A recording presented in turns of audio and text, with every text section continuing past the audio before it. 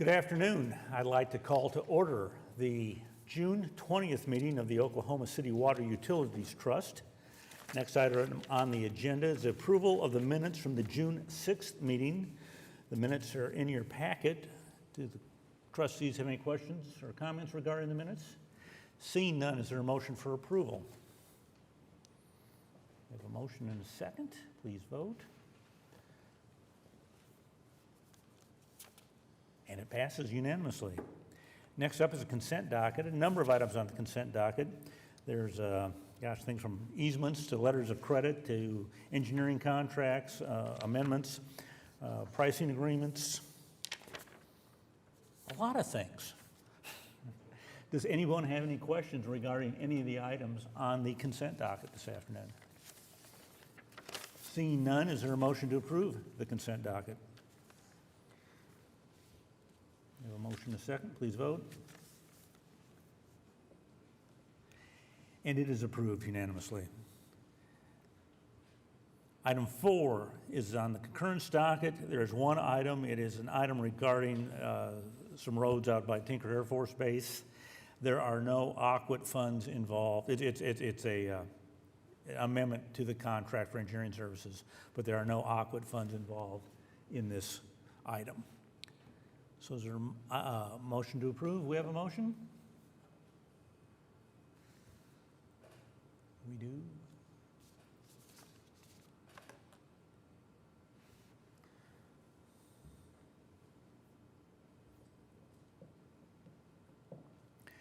And it's approved unanimously. Item 5 is an emergency construction contract. This is a sanitary sewer repair contract in the amount of $272,000. It's in the far northwest corner of Oklahoma City. Since there are 4 of us, it will require all 4 votes for the item to be approved. Are there questions regarding the emergency contract? Is there a motion?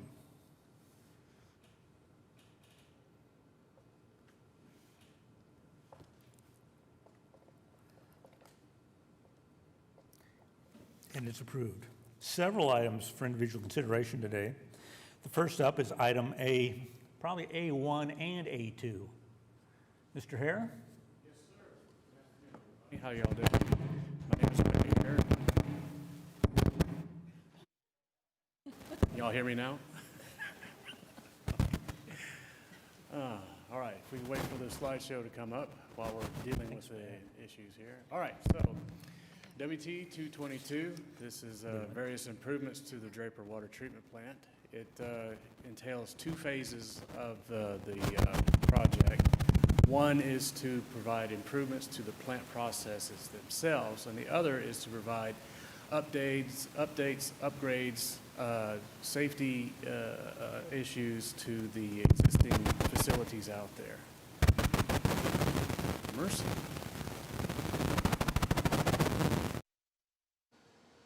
Hang on.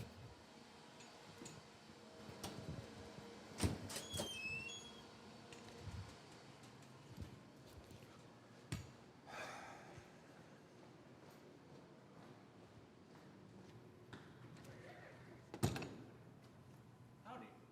Hi. I'm bringing you a microphone that works. Oh, fantastic. Can you hear me on this one? Oh, good deal. All right, so phase 1 consists of filter gallery improvements. We're going to be repainting all of the piping in the filter gallery. We're also replacing failing flow meter elements within the pipe gallery, replacing a lot of structural supports within the pipe gallery itself, and some HVAC improvements because it's a very humid atmosphere down there, so it's conducive to rust and corrosion. Yes, sir. Yeah, exactly. It doesn't look good, but the structural integrity of the piping is okay for the most part. Yes. I saw that we're replacing, later on we're replacing Yes. a number of dresser couplings and so many feet of pipe and that kind of thing. But on this, which is large diameter pipe, Correct. the integrity of the pipe's okay. Yes. It's just, it's a lot of blasting and repainting. That is correct. Okay. Also included in phase 1 is to rehabilitate our backwash tanks at the treatment plant. It's been a while since we've actually done a rehabilitation job out there. I think the last effort was done in 2006, if memory serves correctly. That's when this tank was brand spanking new. Also installing motorized actuators on large valves within the yard and in the plant itself so that they could be easily operated and attached to the SCADA system to be operated remotely. We're also improving the polymer and ferric feed systems. We don't actually use ferric quite so much at the plant, so we're improving the polymer in order to increase the treatment processes as far as that goes. Phase 2, as I mentioned earlier, the plant itself, the administration building, filter gallery will receive kind of like upgrades, updates to the look of the building. It was a 2-story building originally constructed in 1962, and it's occupied by the Draper Water Treatment Plant staff, and we're going to be updating the facility to meet current building codes, improve building accessibility, because right now it's not ADA compliant whatsoever. Improve the life safety with it. By doing so, we're reducing the maintenance issues, and the overall efficiency of the building will be increased. Here's kind of like a rendering of what the inside of the building will look like. Currently, this is the break room inside the plant. It's kind of like utilitarian. It's very small. The new one will be a little bit widespread, a little bit more friendlier, more welcoming for folks to be in. ADA entry would be introducing a new elevator entrance to the front of the plant so that people with handicap disabilities can come in and get into the plant itself without trying to negotiate the existing staircases. Estimated construction cost so far for phase 1 is $11.8 million. Phase 2 is a little over $4 million, thereby a total of about $15.9 million. You said so far, so I know we're at 30%. I'm sorry? We're at 30% documents design. We're about 60% documents on phase 2. Okay. Megan, where are we on phase 1? Phase 1, we will submit the 60% in about a month. Okay, so we're about 60% on both So sides. you should be pretty close on the price. We hope so, yes, barring any supply chain issues or. So you had at one time an iconic water feature at the front of the building Correct. that hasn't been operational probably for Not since I've been 25 here. years, Right. maybe longer. So are you going to replace that with something, or is it just going to go away? It will be replaced with the elevator. Well, that won't be iconic. It'll have much better looking landscaping. Yeah, Okay. That's probably a good. that's a water conservation measure. Okay, that's probably a good decision. All right. Mr. Chairman, this originally was one project, but because of capital funding We're gonna split it. restrictions, we've broken it down into the 2 phases, and the second phase is not programmed at this time, but we want to finish the design. That makes sense to me. Are there any questions from the trustees regarding the Draper rehab project? Seeing none, we could do a motion for that, since this was the phase 1 and phase 2 is phase 1 is in item 1 and phase 2 is in item 2. So we could have a motion to receive both engineering reports of phase 1 and phase 2. Is there such a motion?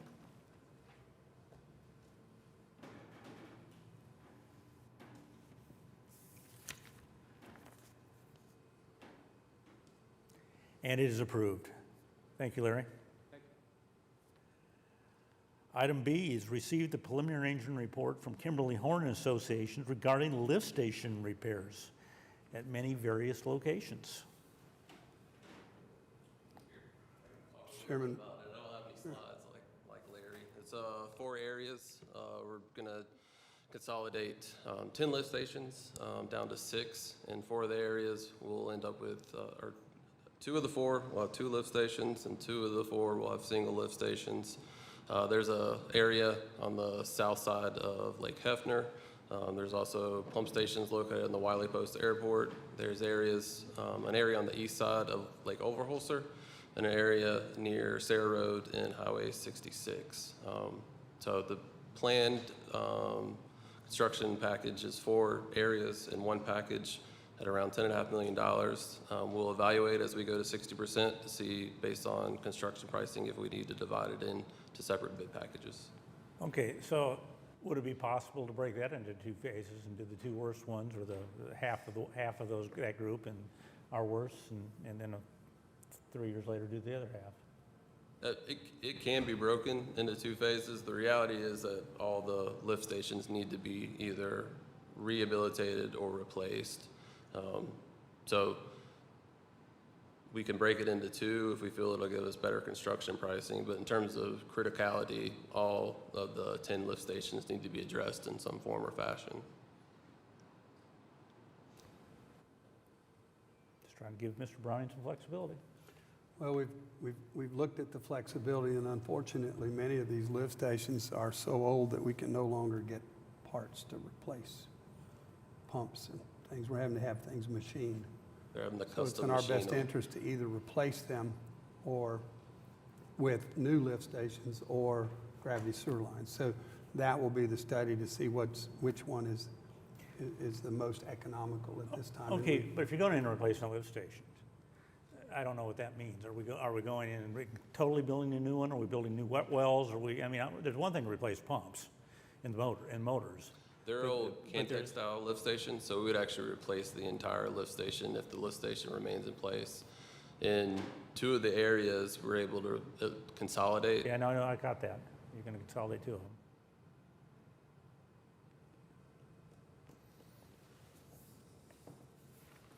So the wet wells and the structures are so bad they can't be salvaged on all of them? They're of a design a pump station that is relatively unsafe to work in, along with the parts being an issue. They present confined space entry concerns with operations staff. So we would go back with a pump station with a more conventional design that our operations staff is comfortable working with.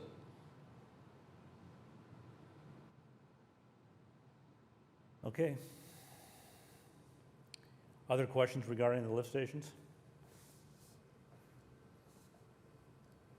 Seeing none, is there a motion to receive the preliminary engineering report, item B?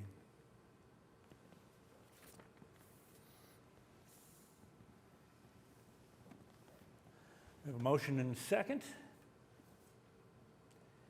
and it passes unanimously. Item C is a presentation on the Draper Water Treatment Plant Load Reduction Rider Assessment. Good afternoon, Mr. Chairman, Mr. General Manager, trustees. My name is Ryan Smith. I'm with SRB. Thank you for the opportunity to present on the OG&E Load Reduction Rider. SRB partnered with Carollo and Cody Graves of Automated Energy to perform an assessment of this program for the Draper Water Treatment Plant.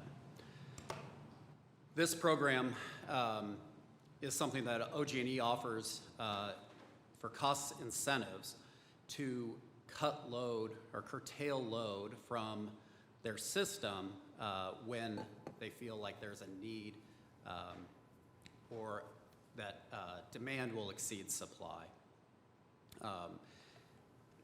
The Draper Water Treatment Plant is an excellent candidate for this program because of its electric consumption and its diesel generation system. As part of this assessment, we looked at the benefits and risks of the program, and we ran multiple scenarios to understand the potential payback for this program. The program is broken up into 2 credits. One is a subscription credit, which is based on selections by the customer, some of those being a subscribed curtailment load, notification time factor, curtailment hours factor. And this subscription credit is paid regardless of whether or not OG&E makes any calls during the course of the year. There's also a performance credit, which is paid based on the number of calls that OG&E makes, and how many kilowatt hours are curtailed. There's some other variables to the program. Obviously, there's a cost of running the diesel generation system and O&M costs for that as well. OG&E also has a non-compliance penalty that they assess customers who are unable to curtail the load during a call.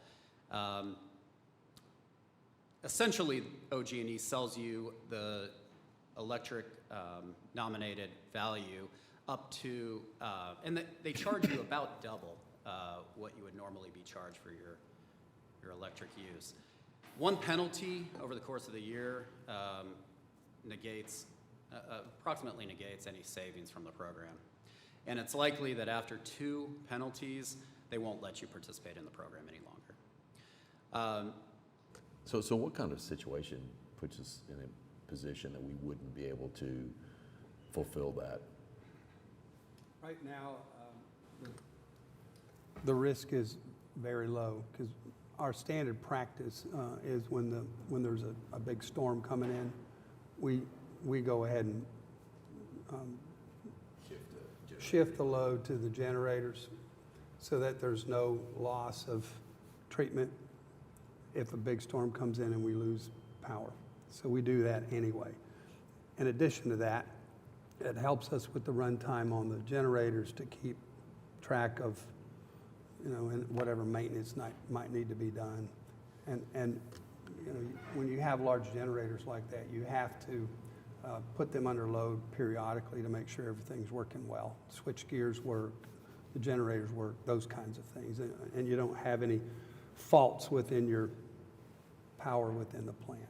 So we don't want to find that out at the wrong time. What's the term of the agreement? 1 year. So each year we have the ability to assess that and make sure it still makes sense for us. That's correct. So over a course of a year, how many times have we started up the generators outside of just testing for storm events? Mr. Chairman, we normally only start them when we have the normal maintenance Right. intervals. You said when storms went. And when the storms come in, if we have a big storm coming in, we'll go ahead and turn them on. Right, So so- half a dozen times a year, somewhere in that. So we're pretty confident that if OG&E calls and says, hey, you guys need to shed load, that we'll be able to do that without any trouble at all. It's just standard practice for our folks. Well, I like this just because of the fact that it's an underutilized asset that we have. It's a massive asset that we have out there. Exactly. And if we can do that and provide, I mean, it's there for backup and reliability. And if we can use that asset to bring Right. in some revenue, that makes a lot of sense to me. I'm stealing Ryan's thunder a little bit, but this is going to be a pilot. And if it works well, which we believe it will, then we'll ratchet up. They have various levels we can go to. We're taking the lowest risk level at this time. And if everything goes well, we'll go into the higher risk levels with significantly more savings. These are great questions. It's like you knew what my presentation was going to No, I'm sorry. entail here. We did assess 3 different levels. Like Mr. Browning said, 500 kilowatt level would be the minimum that Draper Water Treatment Plant could subscribe to, 2,000 kilowatts, and then 3,000 kilowatts would be the maximum that Draper Water Treatment Plant could nominate. For the results that I'm going to show you here, we also selected the 4-hour time notification and 40-hour curtailment level. Those are the most conservative numbers. And we also estimated 2 calls per year. Historically, OG&E has only made a couple of calls since this program has been in existence. One was during the ice storm of 2021. However, they do anticipate using this program more in the future to keep their system right-sized. So the results for these levels, you can see for the course of the year, there's $20,000 in savings for the 500 kilowatt nomination. At the highest end, you could save as much as $130,000 per year. The savings are shown in a range because a lot of these numbers are variables. Cost of diesel fuel, for instance, is one. that could affect this. When we include the cost of generation and O&M for the generators, this does have the effect of reducing the savings. There is a cost to those items. But like Mr. Browning said, this is not an unusual practice for the Draper Water Treatment Plant. Whenever there is severe weather, the plant does go on to the emergency generators as a more reliable power source during those times. And that was one of the things that we looked at in formulating our recommendation. We pulled water quality, fleet services, engineering, and executive leadership on their perceived risk of the program or ability to comply. And you can see that the result of that assessment was that high level of confidence in being able to comply and relatively low risk. Based on that, our recommendation is to proceed with that lowest level as a pilot program. During the course of the year, monitor the results, and if successful, consider nominating a higher SCL or curtailment level for future years. The enrollment period is January through March, and so Aquid is eligible to participate in this program in 2024. Are there any questions? Are there any questions? Yes, I have a question. How many other entities are in this program with OG&E? Do we know? I do not know the answer to that, I'm sorry. We could ask, probably. We can ask. See what he comes up with. Yeah, we'll ask and follow up. When we look at those savings, is that inclusive of our energy savings? Or no? This represents the payback from OG&E for Okay. participating in the program.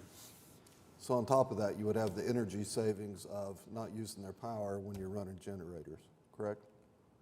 I'm sorry. That is included, yeah. That is It included is in the included. savings, yeah. Okay, thank you. Other questions?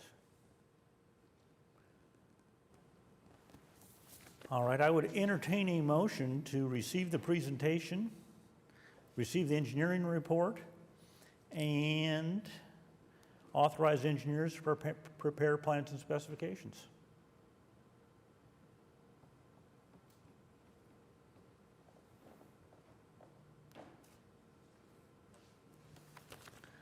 We have a motion and a second. Please vote.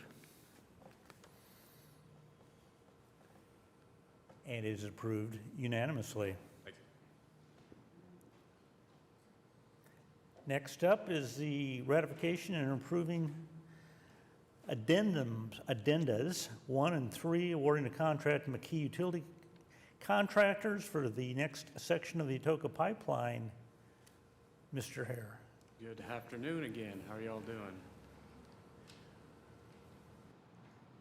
Okay, so this is the 5th Atoka Pipeline project that we have awarded. This one's coming from the Konawa pump station to about halfway to the Macomb pump station. It's roughly 10 miles of raw water pipe. We opened bid on May 31st, and McKee Utility Contractors got the job for the low price of $33,295,000. In looking, and that's just to construct the pipeline, and in looking at the updated steel index and the CPI index, the price of the pipe currently is a estimated $18.2 million. Okay, so when we originally put this out to bid, what percentage of, is that 18, what percentage increase was that from our original estimate? On our original estimate, when I presented this about a month ago, we were at 18.6. No. When we put them all out to bid, early on. I'll have to go back and check my records on that. I'm sorry, I don't have that data in front of me. But is it up 100%? I'm sorry? Is it up like 100%? Oh, no. No. No. More Okay. like, no. Yeah, uh-uh. at one point in At time. one point it was the close steel to that. index was right at $2,000 a ton. When we bid the project, when we bid the pipe, and we set the baseline index, it was almost $800 a ton. Larry, do you know roughly where we're at right now? Oh, it is, so it's back down? Yeah, it's sliding back down. Okay. Yes. Because I thought it was over 100% at one point, and it was. Oh, it was Okay, 3. Yeah, it has yeah, it was skyrocketed about a year and a 250% half one ago, time. yeah. Yeah. okay. Thank you. Any questions? That's it. That's it? All right. Other questions for Mr. Hare? So do you want to give us a 2-minute update on the progress on the other projects? Okay. Especially so if you boring. would kindly bring that map back up.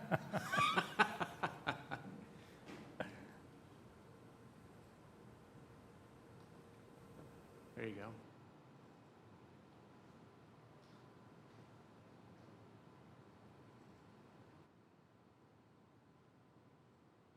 There we go. All right. Let me put that in slideshow mode. Here we go.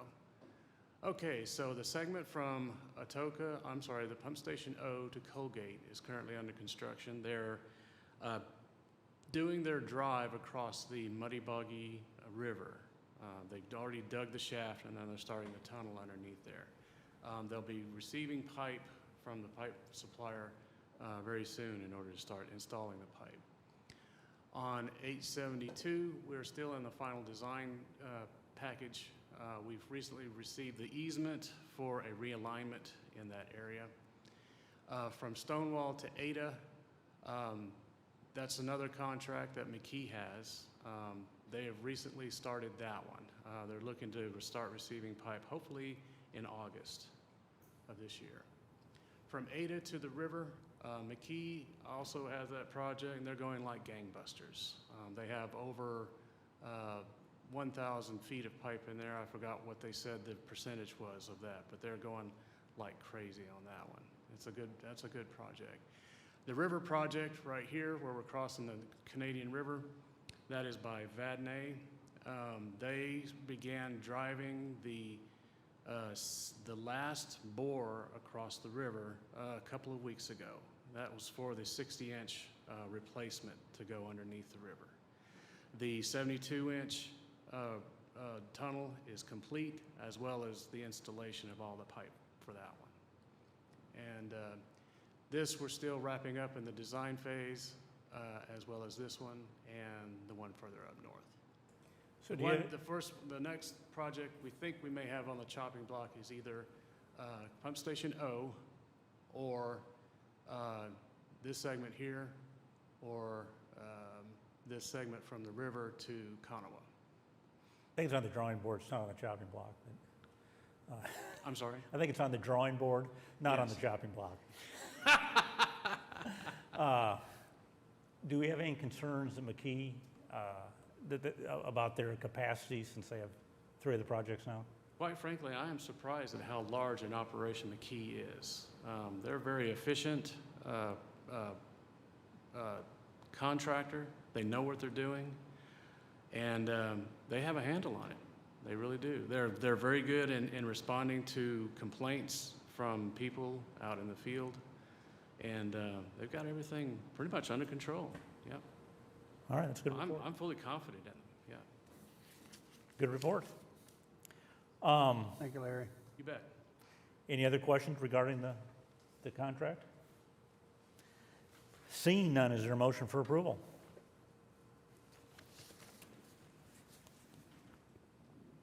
We have a motion and a second. Please vote. And it is approved unanimously. Items from trustees. Anything this afternoon? Mr. Browning, General Manager reports. Thank you, Mr. Chairman. First and foremost, we have a birthday tomorrow. Happy birthday, Mr. Keith. Lake Hefner is 2.3 feet below full pool. Whoa. So the recent rains got us another foot. Earlier this year, in April, it was 7.5 feet below full pool. Draper is 4.4. Okay, this says Hefner's 4.86. So that's, I mean, obviously, Yeah, my current numbers this morning, yeah, no, it rained over the weekend. so 2.3 feet. That's a big difference. Draper's 4.4, below full pool. Atoka is about a foot above full pool, and McGee Creek is about 3.5 feet above full pool. How about Canton? Canton is 4 feet below full pool. So they didn't get, They're gaining a little. They've gained about a foot in the last month and a half. that's really good news on Hefner. Yep. And of course, it's always good news when we can bring Draper up. Isn't it, Mr. Stone?